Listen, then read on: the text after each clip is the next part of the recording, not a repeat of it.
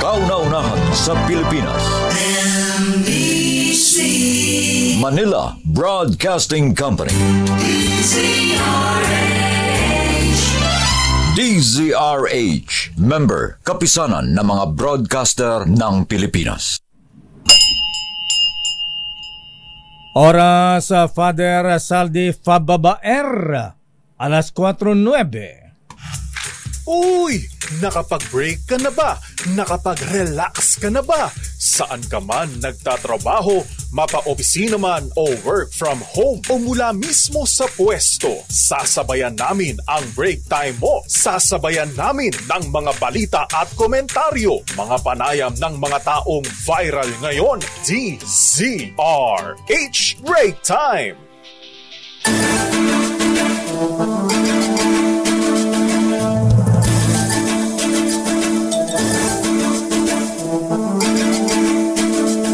Magandang hapon, Pilipinas. Ako po si Deo Macalma. Ako naman Thea Petro Carpuz. At narito ang headlines ng ating balita ngayong araw ng Martes, 24 ng buwan ng Setyembre. Hoy mga misis, magandang balita. Presyo ng bigas posibleng magsimula ng bumaba sa susunod na buwan ayon sa Department of Agriculture. Ang tagal. Alice Guo muling humarap sa Senado. Iginiit na siya ay biktima at hindi mastermind ng iligal na pogo. Sino mastermind? Sabihin mo. Tony Yang ng dating presidential advisor o Tony Yang, nakapatid ng dating presidential advisor Michael Yang, abay ginisa sa Senado. PAGCOR Security Official Retired General Raul Villanueva nag-I am sorry sa mga dating chief PNP. Pero sabi ni Congressman Abante ng Maynila, maaring may ilang general daw sa PNP ang sangkot sa illegal drugs. Pero contempt charges laban kay Sheila Go binawi ng Senado. Kustodiya nito ipinalilipat naman sa Bureau of Immigration. Dating presidential spokesperson Harry Roque pinadidisbar sa Korte Suprema. Wow. Dami naman ng barko ng China sa West Philippine Sea. Naitala sa record high. Umabot ng 251 Chinese vessels ang namataan ng Philippine Coast Guard. Kadami. Kakaingit naman sila. Dami nilang barko. Sana all lakay.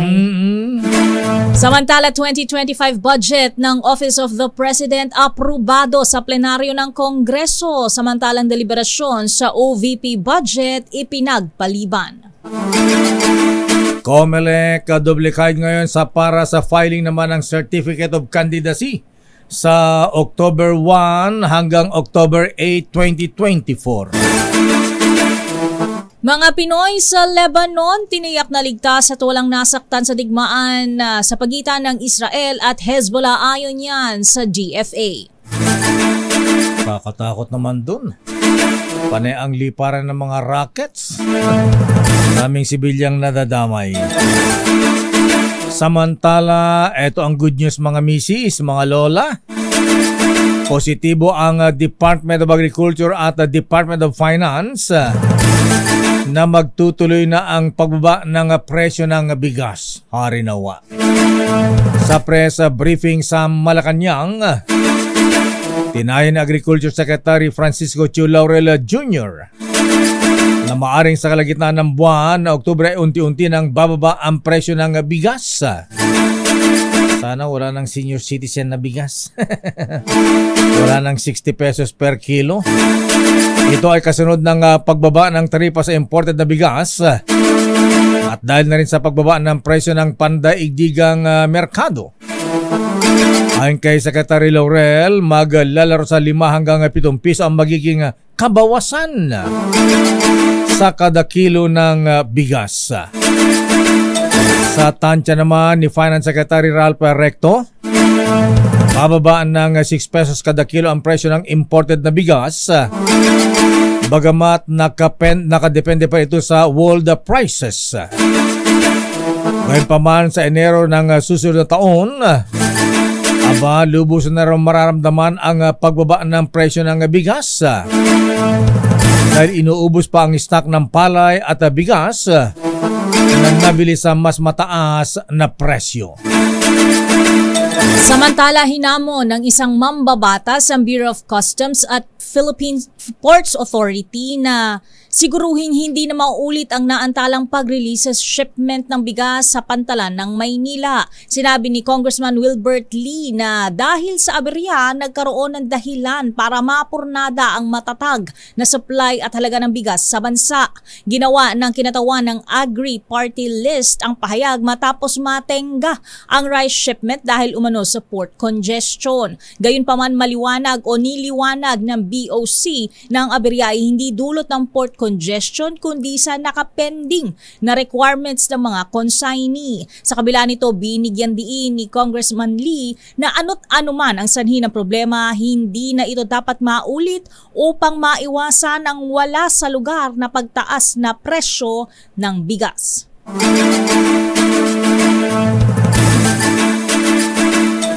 Hindi po ako ang mastermind. Isa lamang po akong victim. Ito naman ang sinabi ni dating Mayor Alice Guo at iginiit sa Senado na biktima lamang siya at hindi siya ang mastermind sa illegal pogo. Ito ang sagot ni Mayor Guo sa diretsang tanong ni Senator J.B. Ejercito sa Senate hearing kung siya ba ay mastermind o kung meron pang ibang nasa likod ng illegal na pogo. Paliwanag ni Alice Guo, hindi rin siya pawn o ginamit ng sindikato para sa operasyon ng pogo. Bagkus anya ay sadya lamang umano siyang matulungin sa mga tao. Ganito ang paliwanag ni dating Mayor Alice Guo. Your Honor, hindi pa ako mastermind. Masasabi ko po, isa pa akong victim. Victim. So, ikaw ay biktima o kaya pawn, no? Ikaw ay ginagamit ng isang criminal syndicate, international group o crime syndicate. Your Honor, hindi naman po siya ginamit.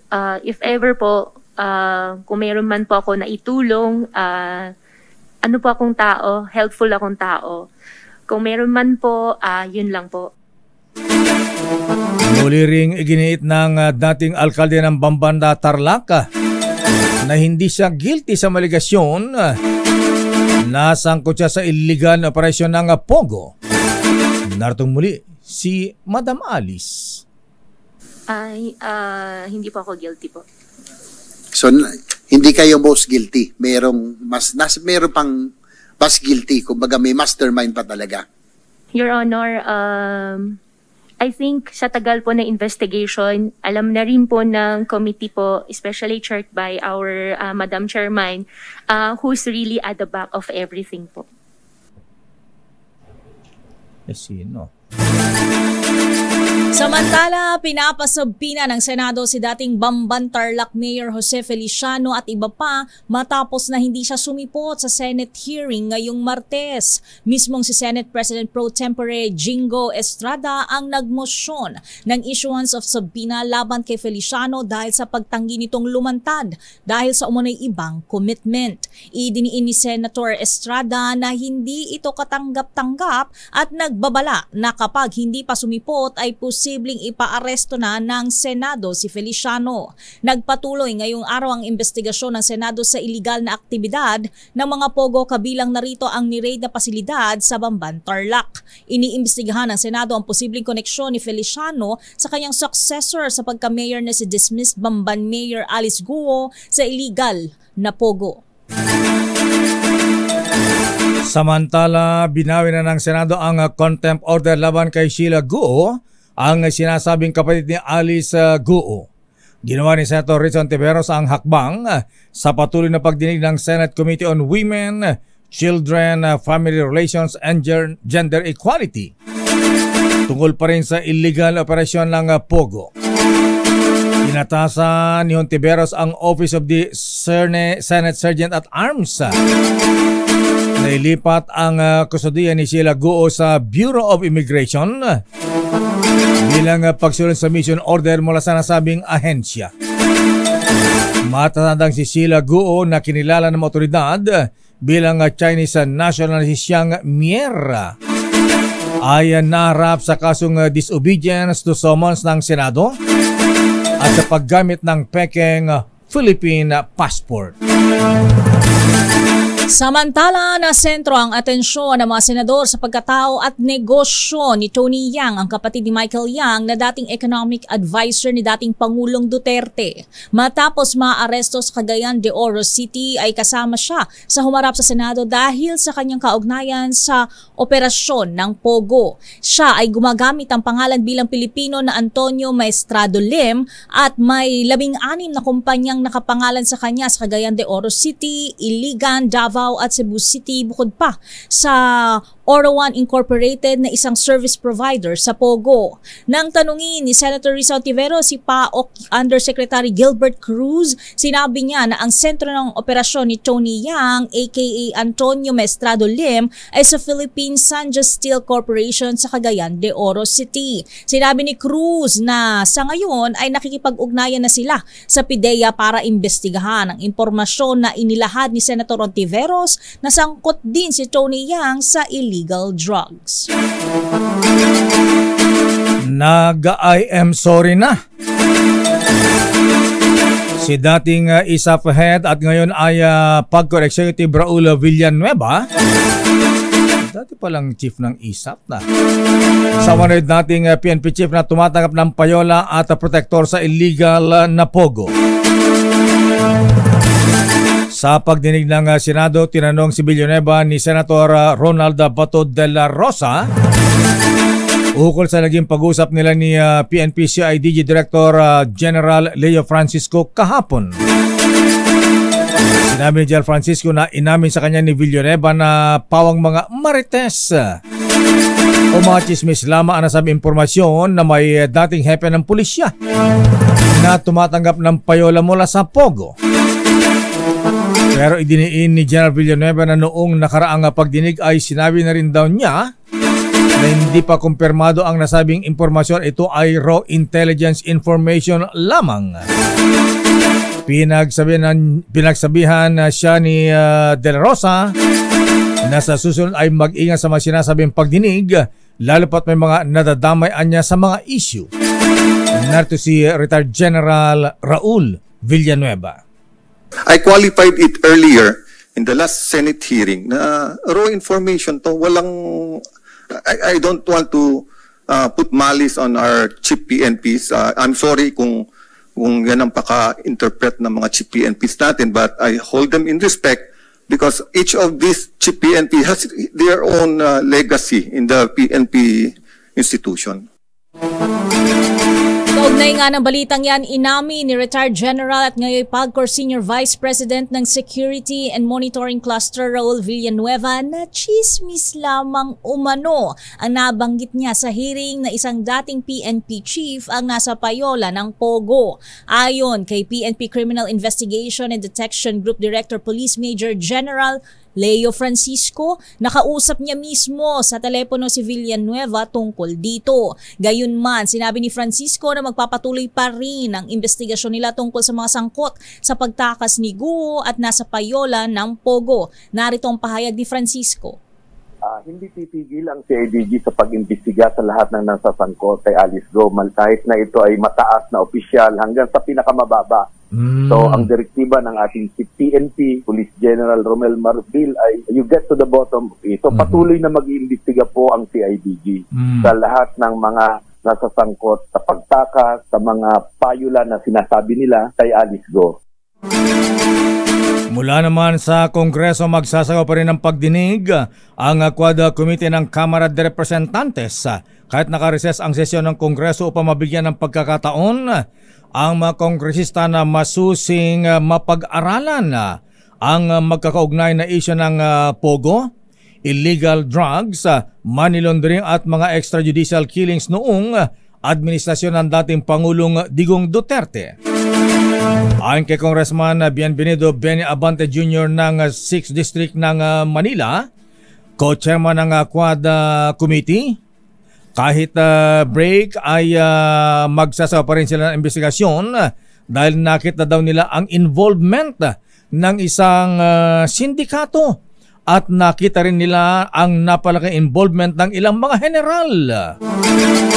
Unless daw na mabuwag ang at makita sa loob ng Philippine National Police ang mga general na involved sa illegal drugs, hindi mawala ang drug problem sa Pilipinas ayon sa kongresista. Naka-anim na pagdinig na ang Quad Committee kung saan natuklasan ng mambabatas batay sa mga lumalabas na impormasyon ang lawak at mahabang panahon ng pag-iral ng mga illegal na aktibidad. Sa iba pang balita, lusot na sa plenary deliberation ng Kamara ang proposed budget ng Office of the President para sa susunod na taon. Nagkakahalaga ito ng 10.5 billion pesos, mas mababa ng 1.88% sa kasalukuyang budget ng Office of the President. Kumatawa naman kay Pangulong Bongbong Marcos sa deliberasyon si Executive Secretary Lucas Bersamin. Samantala, sinabi naman ni Navotas Representative Toby Chanco na hindi makaapekto ang mas mababang budget sa pagpapatupad ng mga programa ng tanggapan ng Pangulo. Babalikan natin ilang pang detalye na ating mga balita. Dating Secretary at Attorney, ngayon Attorney Harry Roque, abay pinadidisbar sa Korte Suprema. Dami naman ng mabarko ng China sa West Philippine Sea. Umabot na sa 251 ayon sa Philippine Coast Guard. Kadami. Samantala, COMELEC duplicate naman para sa paganda sa filing ng Certificate of Candidacy simula sa October 1. At ang mga Pinoy sa Lebanon abay ligtas daw at walang nasaktan sa bombahan sa pagitan ng Israel at Hezbollah sa Lebanon. Ang detalye ng mga balita niyan sa ating pagbabalik sa ating palatuntunang RH Break Time. Oras Hermana Rosie Sarangaya, Dr. Isa Suntay, Mr. Cesar Lee, Mr. Michael Guy, alas 4:26. Ang balitang ito ay oras sa Attorney Byong Garing, Dr. Evelyn Laureate at Dr. Beng Lee. Bilis naman na oras, alas 4:33 na. Ilang days before Christmas, Miss Thea? 92. Samantala, hatawin natin ang mga report. Aba, si dating Mayor Alice Guo abay humiling ng executive session sa mga investigador ng Senado. Ala, pinagbigyan. Aba, bakit humingi siya ng executive session, Raymond? Alamin natin ang detalye mula kay Aris number 28. Mula sa Senado, Raymond Adpaas, please come in. Raymond. Mayor, hindi nagtagal ang ginawang executive session para kay dismissed Bamban Tarlac Mayor Alice Go. Nasa 30 minuto lang ito ginanap sa opisina ni Senate Majority Leader Francis Tol Tolentino. Kabilang sa mga dumalo sina Senador Ronald Bato de la Rosa, Senador J.B. Ejercito, Senador Sherwin Gatchalian, Senate Pro Tempore Jinggo Estrada, Senador Risa Ontiveros at mismong si Majority Leader Tolentino. Ayon kay Ejercito, may napala naman daw sila sa executive session. Hindi nga lang sila nagtagal dahil magsisimula ng sesyon at itutuloy na ito sa susunod na hearing. Susubukan pa daw i-recall ni Mayor Alice Go ang mga pangyayari na siyang idadagdag sa inilahad na impormasyon sa mga senador.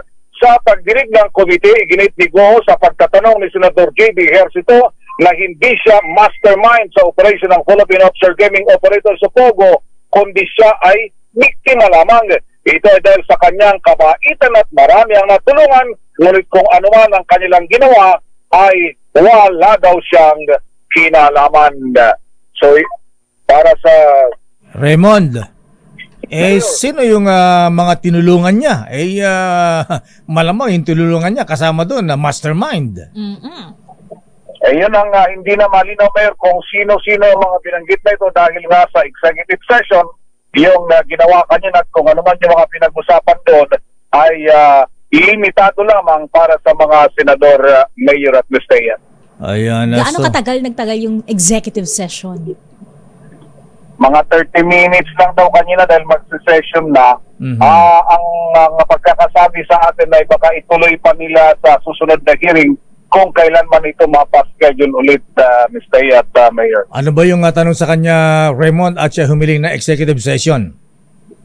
Yun ngayong papangalanan daw niya kung sino yung mga big boss sa Pogo. Dahil ang pagkakasabi niya ay hindi daw siya boss, hindi daw siya big boss sa Pogo, kundi siya ay biktima daw sa Pogo. Ayan. So, at least may magandang kinahinatnan. May mga nabanggit ba siya mga pangalan daw? Ang sabi lang ni Senator JB ay may napala naman. Yun lang ang pagkakabanggit niya. Pero kung ano man yun ay hindi natin malalaman kung ilalahad nila kalaunan dahil nga ito ay nangyari sa isang executive session. Ayun. Okay. So, hindi pa tapos ang mayora. Ibabalik pa rin sa Senado? Ibabalik pa, Mayor. At sabi nga, kanina or in the past hearing, ang usapan nga ay dapat last day na ngayon. Pero dahil nga sa mga iba pang mga impormasyon at mga pangalan na nalampat, kailangan naman daw bigyan ng pagkakataon na magpaliwanag. At nagkataon, Mayor, isa roon si General Benjamin Acorda, ang dating chief ng Philippine National Police na doon sa mga larawan na ipinakita kanina sa komite ay maraming beses kasama ni Tony Yang. Ito yung sinasabing magpopogo na taga Cagayan de Oro City at kapatid ni Michael Yang. At ganun din, may picture din ay pinakita kanina. Grupo sila Mayor Dong Kalugay at sila Wesley Go na kanyang kasama na ito ay Chief PNP na dyan sa Camp Crame yung meeting, Mayor. Kaya kailangan daw matawag naman at magpaliwanag para hindi naman siya mapagdududahan si General Benjamin Acorda. So ipapatawag din si retired General Acorda, Raymond? Ipapatawag din siya, Mayor, at hinga ng paliwanag kung ano yung kanyang naging connection dito sa mga taong ito, lalo na kay Ginoong Tony Yang. Nasa alam nila marunong nga daw mag-Bisaya pero pagdating sa Senado may interpreter. Yan, at ganun din kay Mayor Dong Kalugay ng Sual, Pangasinan. Wow, lumalalim. Okay, maraming salamat, Raymond. Teka, hindi ba natanong si Alice Go kung kumusta ang sitwasyon niya sa Pasig City Jail? Hindi ba siya binigyan ng pasalubong doon katulad ng usual na pasalubong sa mga bagong preso? Walang nagtanong walang nagtanong. Walang nangumusta. Hindi man lang inalam kung ano yung kung safe ba siya doon. Yung kalagayan niya. Hindi ba sinaktan doon? Nakatulog ba siya? Nang nakahiga o nakatayo? Wala nang hindi ko lang alam kung sa iba pang pag-uusap nila natanong pero wala. Medyo tumagal lang kasi ang hearing ngayon dahil nga doon sa may interpreter na hindi naman makakindi direktang nagkakatanungan. Kaya medyo tumagal yung proseso ng hearing sa araw na ito, Mayor at Mr. Okay, maraming salamat, Raymond. So, teka, kailan ipapatawag ulit si Alice Go? Wala pa schedule, Mayor, pero ang siste nga, kumbaga last week na officially ng Congress ngayon dahil sa Biyernes, bakasyon na sila. Dahil next week, filing na ng Certificate of Candidacy. So, medyo magbabago yung schedule. Siguro kung magkakaroon man muli ng hearing sa break na ng session na itong buwan na ng Oktubre, muling may pagpapatuloy ito, Mayor. Okay, maraming salamat, Raymond. Ito si RH28 Raymond Advance para sa DZRH. Una sa Pilipinas, una sa Pilipino. Pangulong BBM pinaapura ang pagbabakuna kontra ASF. I-detalye mo RH14 Leth Narciso, Miss Leth. Isaiah Lakay, inatasan ni Pangulong Ferdinand Marcos Jr. ang Department of na bilisan rollout ng African Swine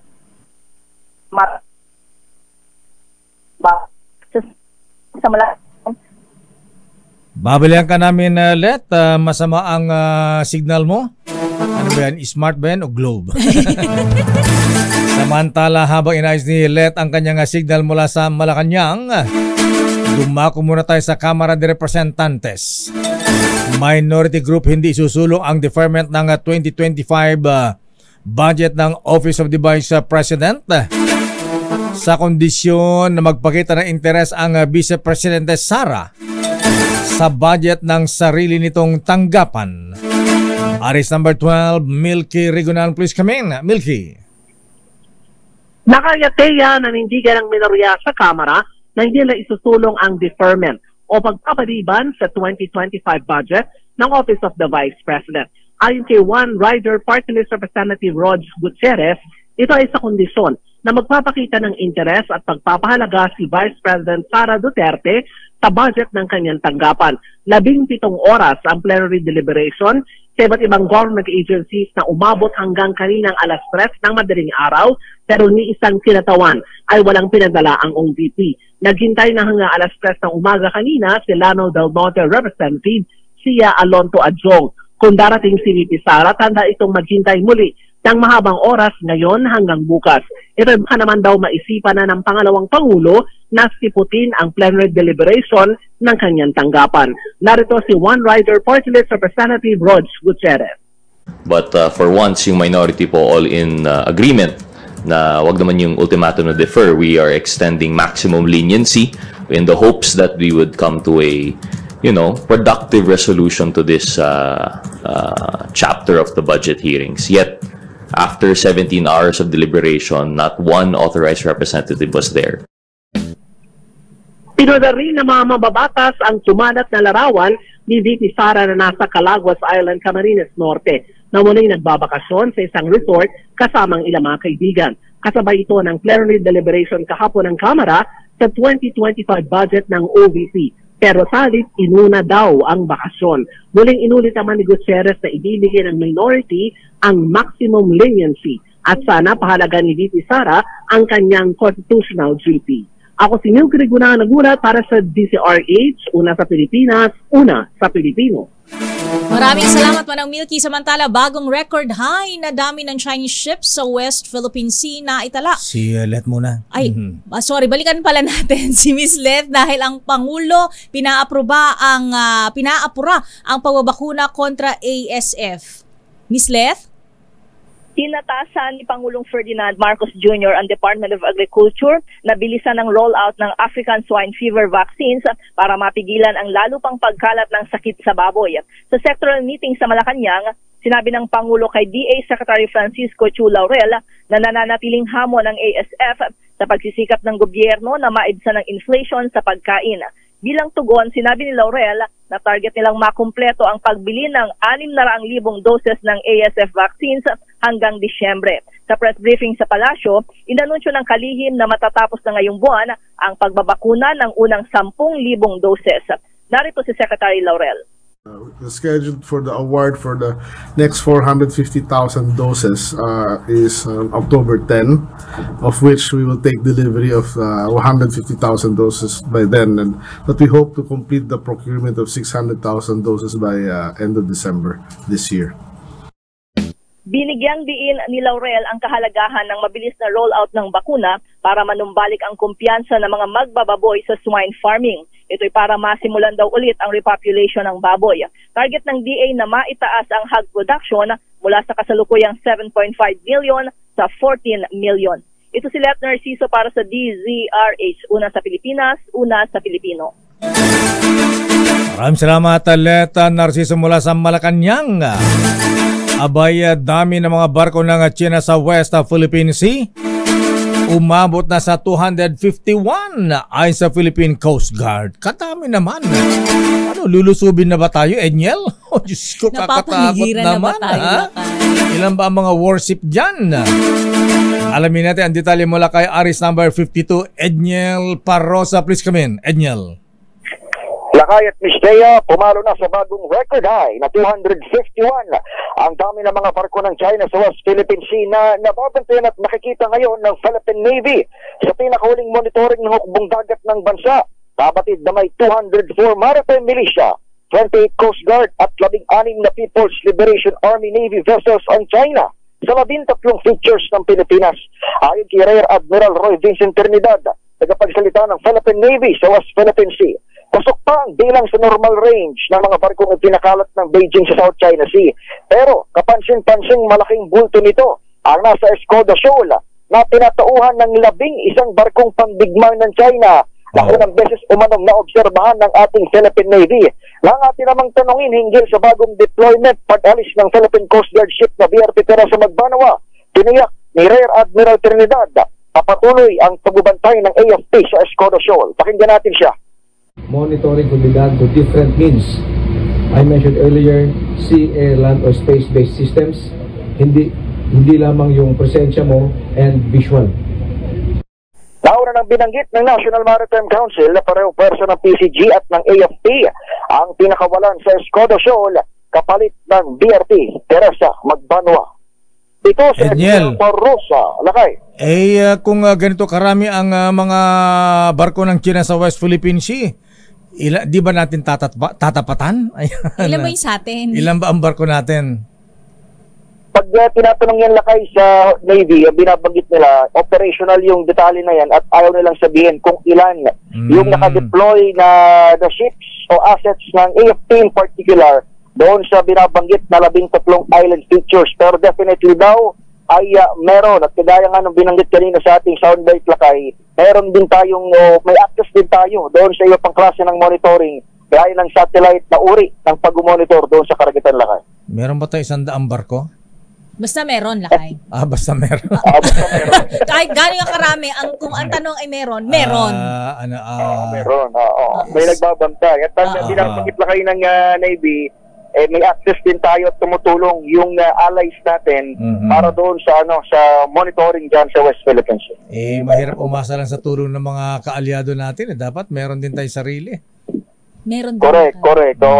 Yan naman Lakay ang tinutumbok ng Re-Horizon 3 na modernization program ng DND na, by the way, ay ako doon rin sumalang kanina sa budget hearing sa Kongreso. Sino?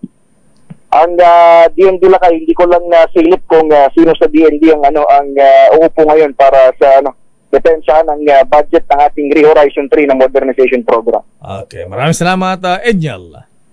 Balik sa inyo Lakay at Mistea. Samantala, isang OFW na comatose matapos ma-stroke tinulungan ng OWA. Idatali mo RH27 Noche Kakas Noche. Ms. Taya Lakay, nakauwi na ng bansa ang isang overseas Filipino workers na biktima ng stroke mula sa Macau. Sinalubong siya ng isang grupo ng OWA personnel upang agad maasikaso lahat ng pangangailangan nito at masiguro ang maayos at mabilis na pag-uwi sa kanyang pamilya sa Isabela. Ang OFW na si Fabrian Louis Nunez ay tinulungan ng OWA na makabalik sa bansa. Ayon sa OWA, habang nasa Macau si Nunez ay nakaranas ito ng matinding stroke at blood clot sanhi ng pagkakoma sa loob ng ilang araw. Umaasa rin ang OWA na tuluyang gumaling at makabangon si Nunez mula sa pinagdadaanan pagsubok. RH27 no si Kakas DCRH, una sa Pilipinas, una sa Pilipino. Muchas gracias. Buenas tardes, Noche Kakas. Babalikan natin lang pang detalye natin mga balita pero bati mo natin ng happy birthday. Abay sa mga kakilala po, kaibigan at mamista ni Most Worshipful General Sani Razon. Birthday po niya ngayon baka makalimutan po ninyo At si Kuyang Didi Gonzales ng TM Calao Masonic Lodge 136. At happy birthday din sa isang kaibigan natin na Miss Teya. From Motel Boy to Billionaire. Oy, gusto ko yung kaibiganin lang. Si Apo Ray Carpio ng Monaco Hotel. Ayan, happy birthday pre ha. Ayan, binabata ni paring Arman Aquinde ng Sogo. Nakasabay mo rin pala magbe-birthday. Aba. Ito mga magkumparing motel boys ano ha. Magkaka-birthday din lakay. Galing naman itong si Ray Carpio ha. Ayan. Binabata ni S1 ni Bossing Ed Las ng Sogo at Eurotel. At of course, batiin din natin ng happy birthday. Baka daw magparamdam, sabi ni Justice Danton Becer. Hindi ba nagpaparamdam ko yung Danton? Si Presiding Justice Mariflor Castillo ng Court of Appeals. Happy birthday din kay ating Dr. Joy Salduan ng Olongapo, Kuyang Mark Yupiton at Kuyang Stephen Ong, mula kay Colonel Joseph Dator. At happy birthday pa kay Lola. Wow, batang-bata ha. Lola Julieta Cabanela. Ilan taon na kay? 78. Ayan. Ito mas bata ha. Ayan. Si Lola Teresita Parroco. Ayan. Ilan taon? Abay, halos kay edad ni Manong Johnny ito ha. Aba? 97. Uy, konti na lang lakay. Pero sabi ng kanyang paborito anak na si Jomay ng Bacolod City ha. Abay, malakas pa rin daw si Lola Teresita Parroco dahil kumakain ng gulay. Paborito daw niya ang utong at kabatiti. Yan, ang sikretong malupit. Happy birthday din kay Raline Biclar from Wilson Fernandez. At kay Noble Mark Balite ng Imperial Bagwis. Noble Mark Balite, shalom, happy birthday. Oras sa Mistaya. Kulang-kulang 9 na minuto bago mag-alas 5. Sorry wala kasi akong kaya ibigay sa'yo, kundi Christmas card.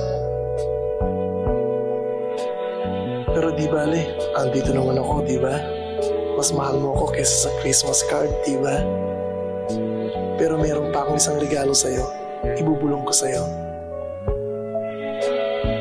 Do you know that I love you very, very much?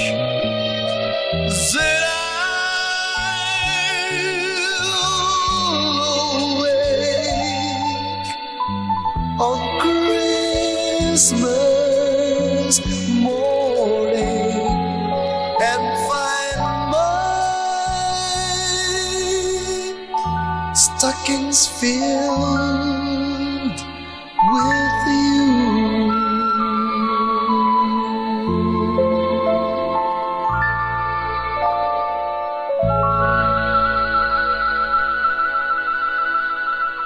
Merry Christmas sa Father Saldi Faubaer, Noble Kiko Cruz.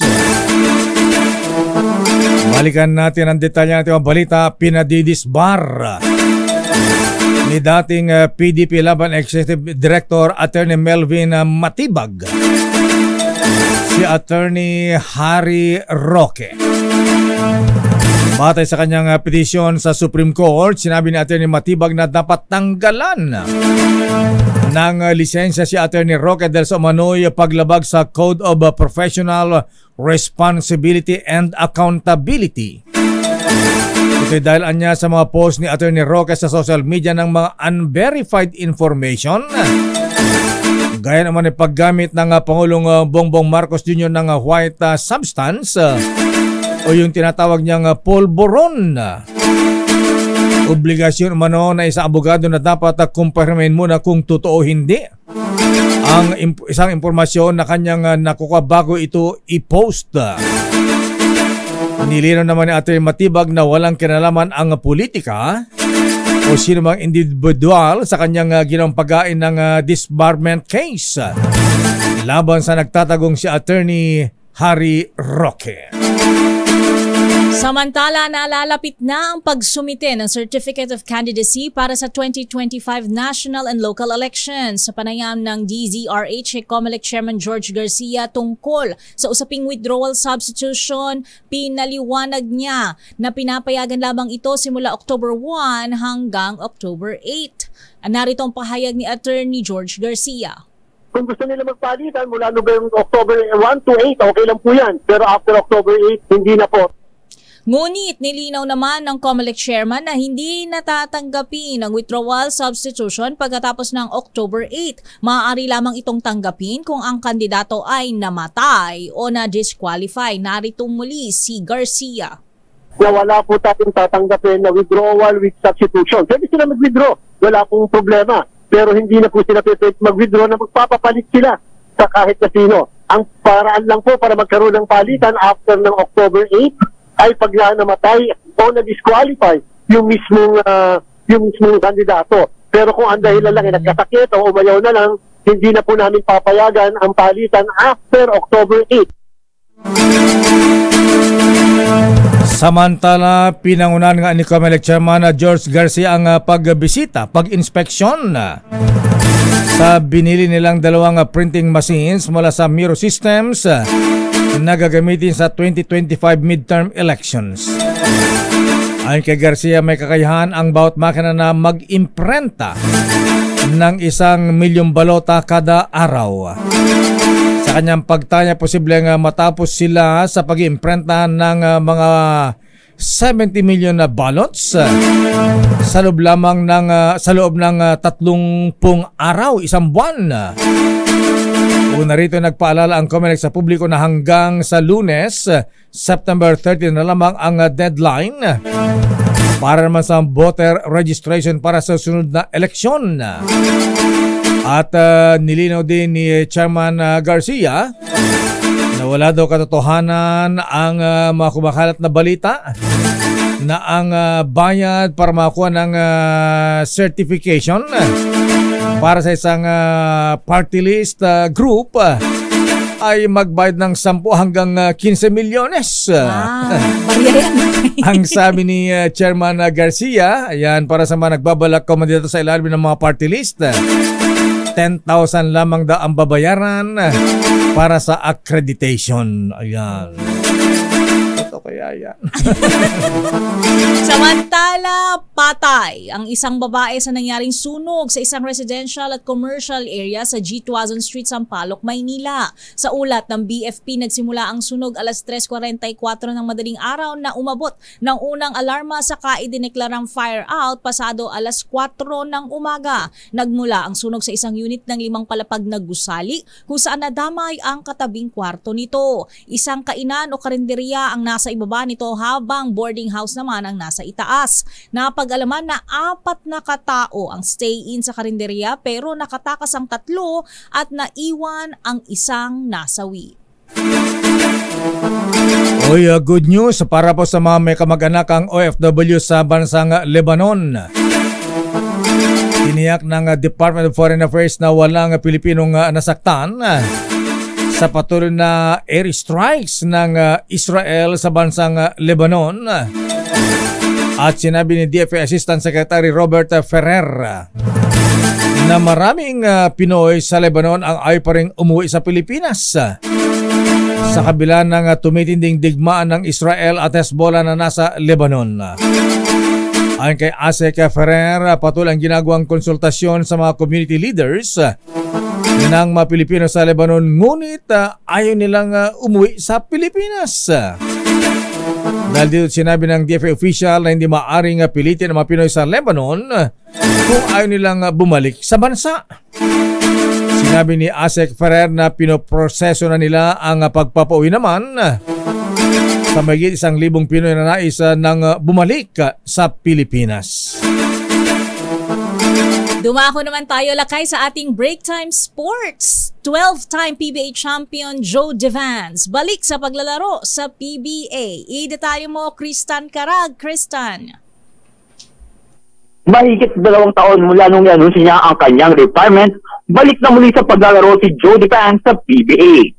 Naglabas ng memorandum ngayong araw ang PBA Commissioner's Office na inaanunsyo ang pag-reactivate ng Barangay Ginebra sa 42-year-old na manlalaro. Papalitan ng 12-time PBA champion ang rookie na si Paul Garcia na inilagay ng Gene King sa unrestricted free agent with rights to salary list. Inaasayahan na muli nang makikita si Devans na suot ang jersey ng Ginebra sa pagsisimula ng quarterfinal series sa pagitan Gene King at Miracle Bolt sa 2024 PBA Governors Cup. Maganap ang Game 1 ng Best of 5 quarterfinal series sa Webes sa Ninoy Aquino Stadium. Ito si RHCP3 Kristan Carag, DZRH, una sa Pilipinas, una sa Pilipino.